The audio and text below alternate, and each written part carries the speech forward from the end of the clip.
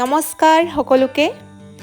বিয়াৰ পাছত প্ৰথম দুৰ্গা পূজা আমাৰ আৰু পূজানো ক'ত ক'ত চালোঁ, কাৰ লগত চালোঁ আপোনালোকৰ লগতো শ্বেয়াৰ কৰোঁ বুলি ভাবিলোঁ। আৰু পূজা প্ৰথম দিনাখনে আমি পূজা চাবলৈ ওলালোঁ, মই মোৰ হাজবেণ্ড আৰু ভতিজা দুজনীৰ সৈতে। প্ৰথম দিনাখন আমি গোলাঘাটতে পূজা চালোঁ, দিনতে চালোঁ। সন্ধিয়া হোৱা আগে আগে অকণমানিকেইজনী থকাৰ কাৰণে গুচি আহিলোঁ।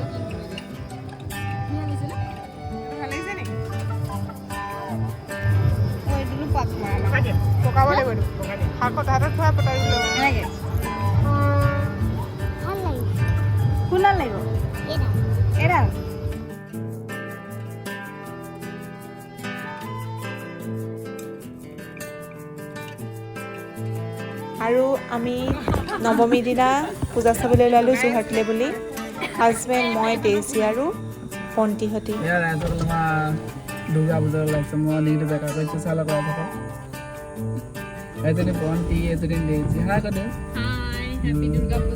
ভণ্টি কৈ দিয়া হাই দিওঁ। তুমি মলকো কৈ দিয়া, মলকো টেঙিব লাগে।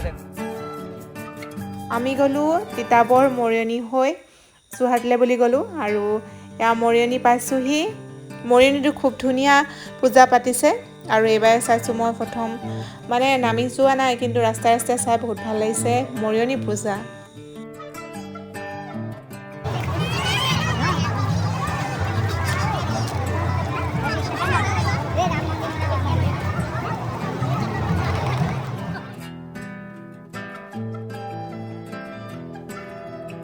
পূজা বুলি ক'লে খিচিৰিলৈ মনত পৰে আৰু যোৰহাটতো গৈ খিচিৰি খাবলৈ পালোঁ আৰু ভাল লাগিলে খিচিৰি খাই।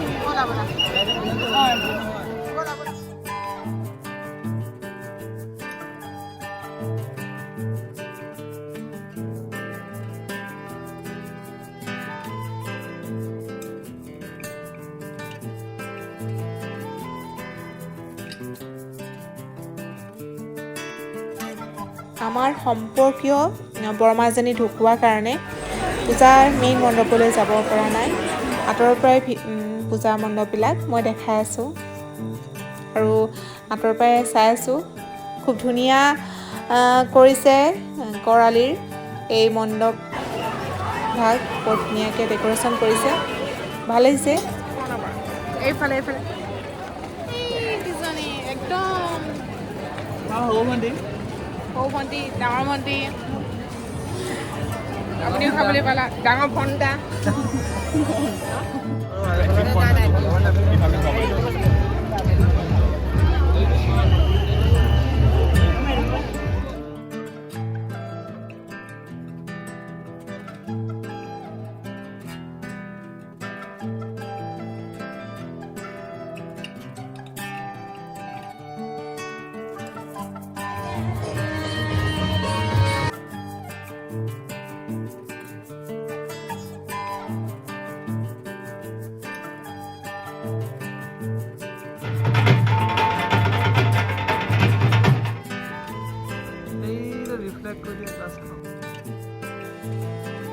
খোজকাঢ়ি এবাৰ আমি পেট পূজাৰ কাৰণে আহিলোঁ ক্লাব ৱে গ্ৰেণ্ডলৈ আৰু এখেতলোকে প্ৰাইজ লিষ্টখন চাই আছে, মেনুখন চাই আছে আৰু সেয়া পূজা বুলি।